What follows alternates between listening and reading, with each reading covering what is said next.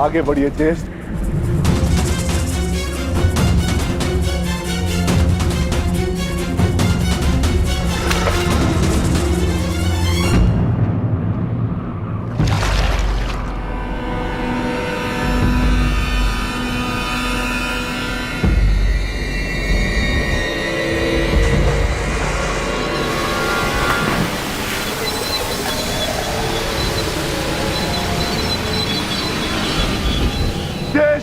मुझे बचाइए।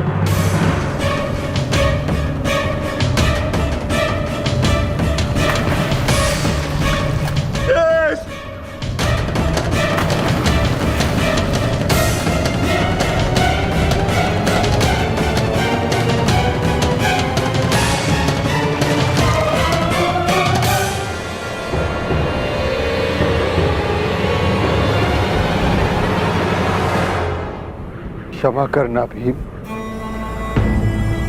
तुम महाबली पवन पुत्र भीम हो, अपनी सहायता करने में सक्षम हो, परंतु ये भोला कुकुर अपनी सहायता नहीं कर सकता, इसीलिए मैंने इसे बचाया।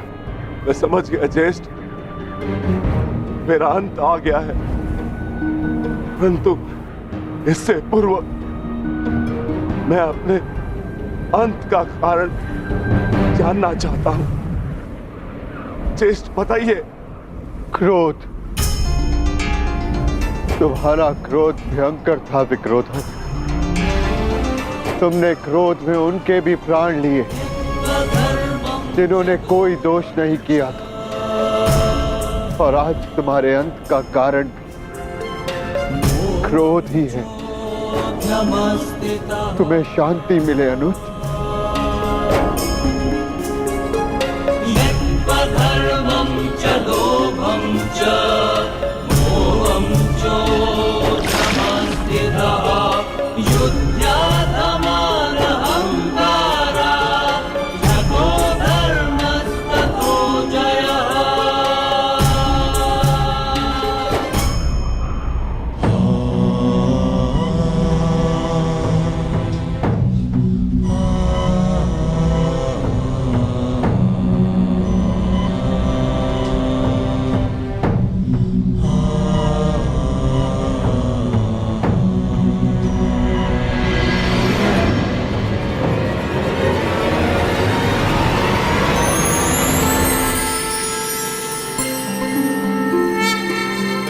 तुम्हारा स्वागत है युधिष्ठिर।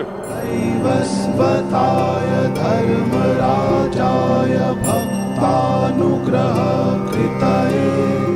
प्रणिपात धर्मराज।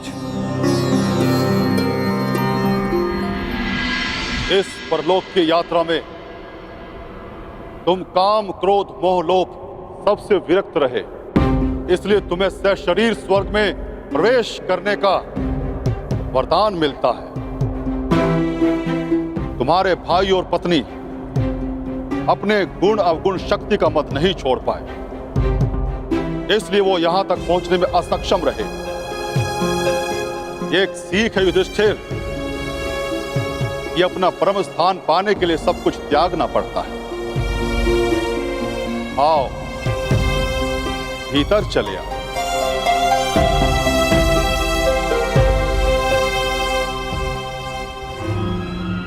आओ मित्र, भीतर चले। तुम इस कुकुर को अंदर नहीं ले जा सकते युधिष्ठिर।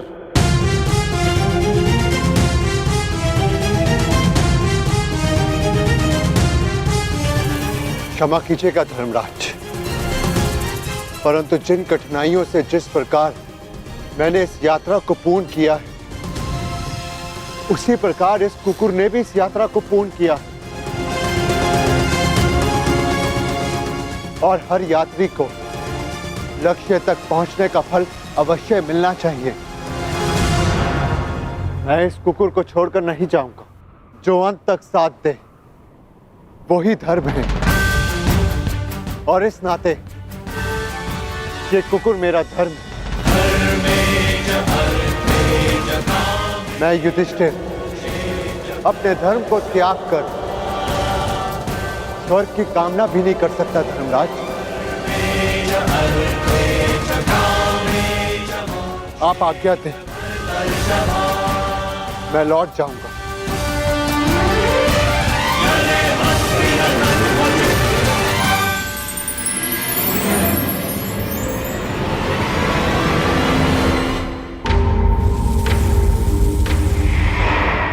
साधुवाद युधिष्ठिर, तुम अपनी परीक्षा में पूर्णतः सफल रहे।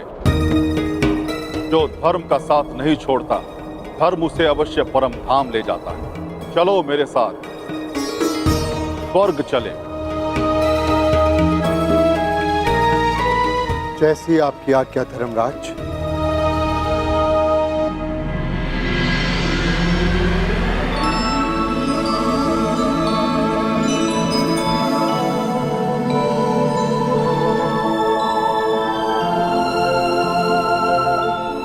आओ युधिष्ठिर आओ।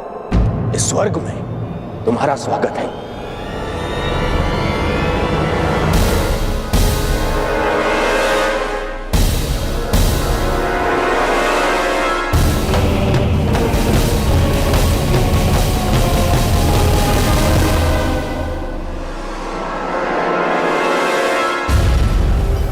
अंततः हम मिल ही गए।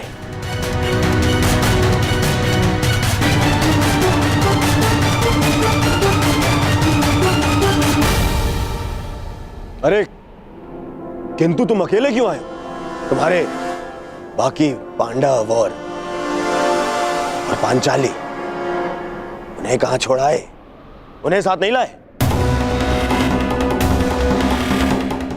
अरे कहीं यह भय तो नहीं था कि मैं दोबारा तुम्हारे भाइयों को दास बना दूंगा और द्रौपदी को दासी? हाँ?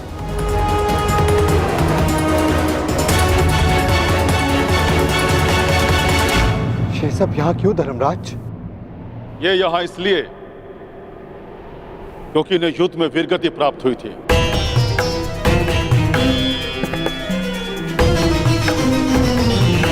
और ये पहले से निश्चित था कि जो कुरुक्षेत्र में वीरगति प्राप्त करेगा उसे स्वर्ग में स्थान मिलेगा। परंतु मेरे भाई और पांचाली कहाँ है धर्मराज?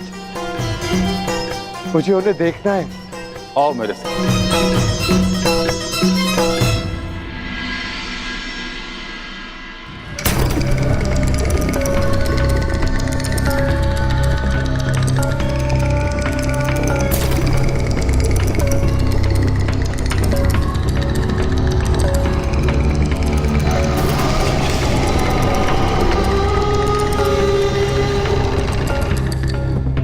ये सब क्या है धर्मराज? कैसा स्थान है ये? ये नर्क है युधिष्ठिर। नर्क? नर्क।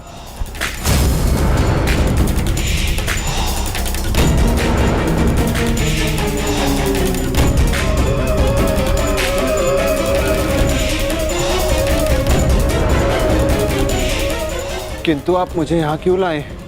चलिए। रुकिए सम्राट युधिष्ठिर! हमें छोड़कर मत जाइए। आपकी देह को छूकर जो वायु आ रही है उससे हमारा मन तृप्त हो रहा है। ये किनका स्वर है धर्मराज? उनका, जिन्हें अपने अपने कर्मों का दंड मिल रहा है।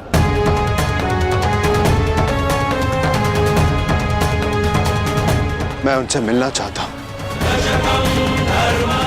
चलिए मेरे साथ।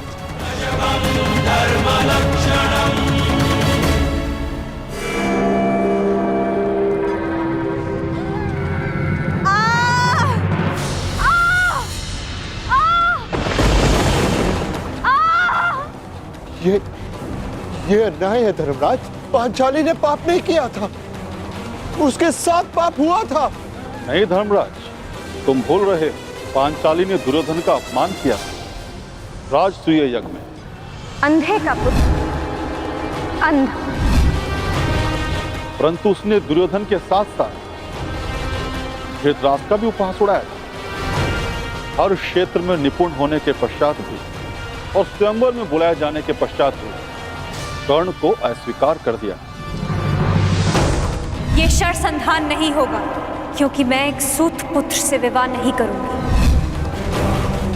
ये वही दर्प की अग्नि है जो इसे जला रही है।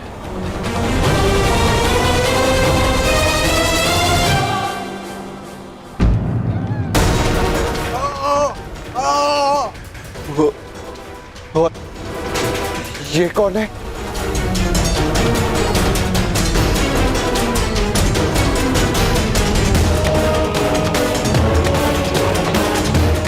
अपना बचपन स्मरण करो युधिष्ठिर, और स्मरण करो धनुर्विद्या के महारथी बालक का, जिसने अभ्यास में विघ्न डालने वाले श्वान का मुख बाणों से भर दिया था।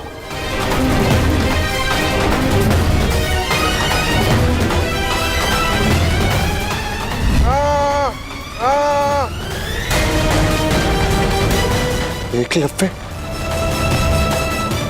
परंतु ये एकलव्य नहीं, ये वो है जिसके कारण एकलव्य को धनुर्विद्या का त्याग करना पड़ा और अपने अंगूठे का भी त्याग करना पड़ा।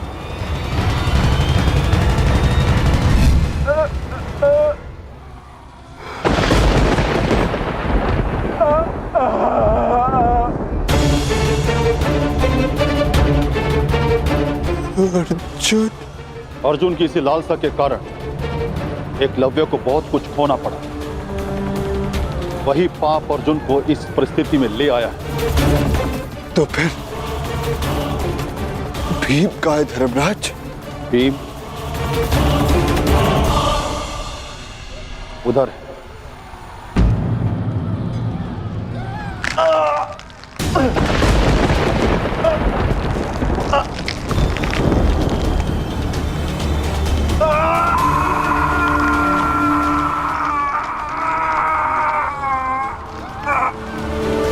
भीम की ये दशा क्यों धर्मराज? भीम ने किस प्रकार अनीति से जरासंध को मारा था।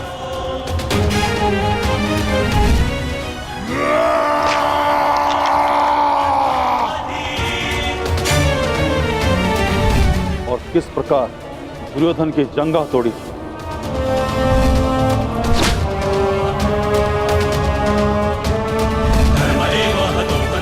अपने प्रतिशोध के चलते किस तरह से भी मनुष्यता त्याग बैठा और रक्त पिपासु बन गए।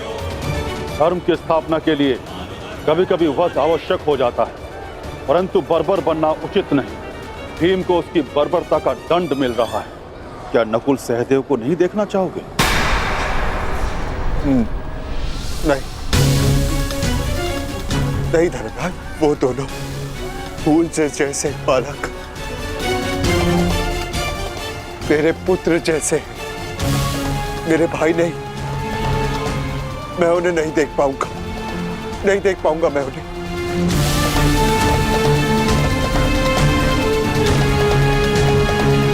तो स्वर्ग चलें युधिष्ठिर?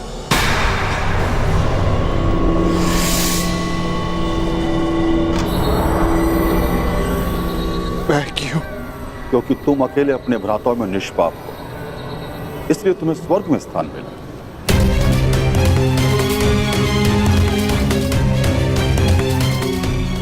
नहीं नहीं धर्मराज, मैं अपने भाइयों को छोड़कर नहीं जाऊंगा। यदि उन्होंने कोई अनीति की है तो उसका कारण मैं, एक ज्येष्ठ होने के नाते मेरा कर्तव्य था कि मैं अपने भाइयों को, अपने परिवार को उचित मार्ग दिखाऊं। मैं अपने परिवार को छोड़कर नहीं जाऊंगा यहां से। जहां मेरा परिवार रहेगा वही मेरे लिए स्वर्ग है। मैं यहीं रहूंगा धर्मराज, यहीं।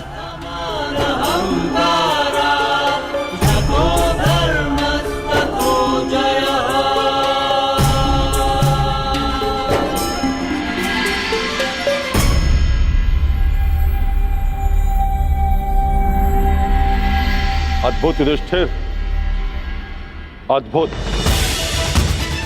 तुम्हारे कर्मों में केवल एक पाप था धर्मराज युधिष्ठिर, तुमने अपने गुरु द्रोणाचार्य से अश्वत्थामा के लिए आधा सच कहा और वो आधा सच पूरे झूठ से बढ़कर था। इसलिए तुम्हें ये यातना दी गई। तुम्हारे सभी भ्राता और समस्त परिवार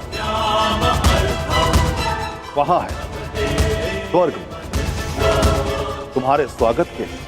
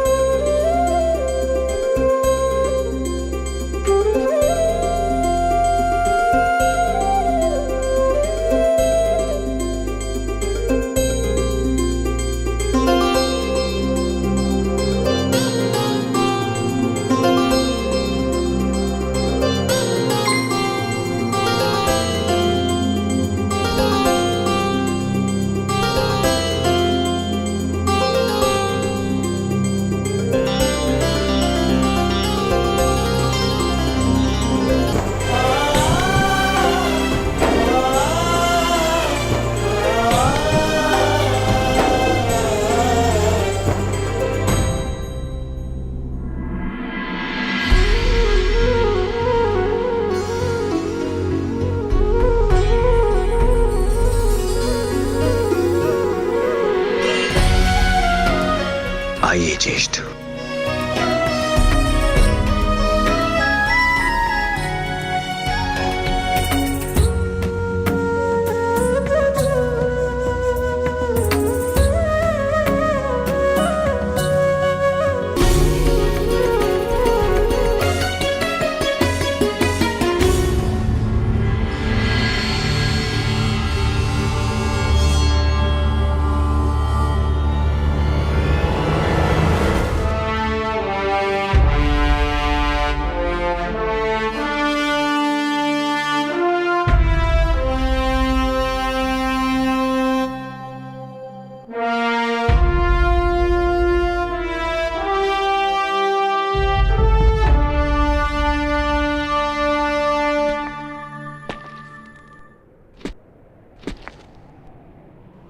दिव्य दृष्टि से बाण शक्ति से जीते ये सारा रण। मित्र वेग है सूर्य तेज है कवच चढ़ा इसके तन।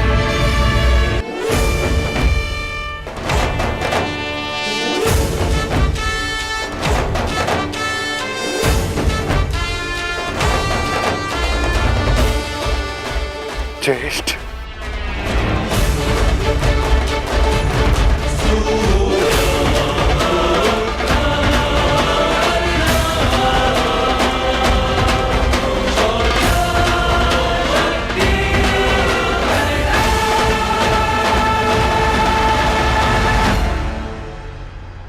अनुज,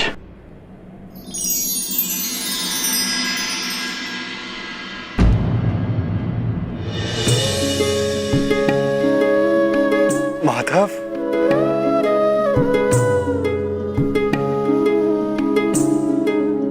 माधव,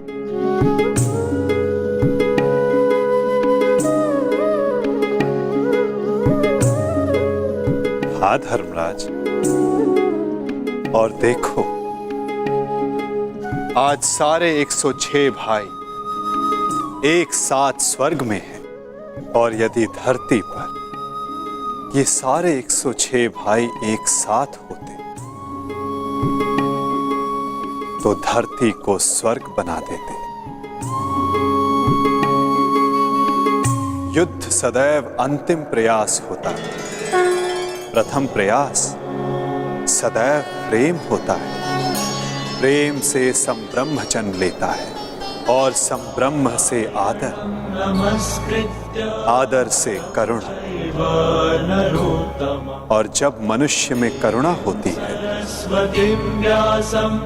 तो वो एक दूसरे की आवश्यकताएं समझता है, उसकी पीड़ा समझता है, उसके निर्णयों का सम्मान करता है।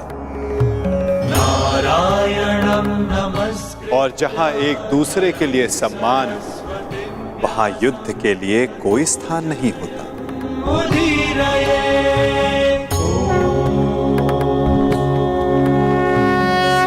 परंतु माधव,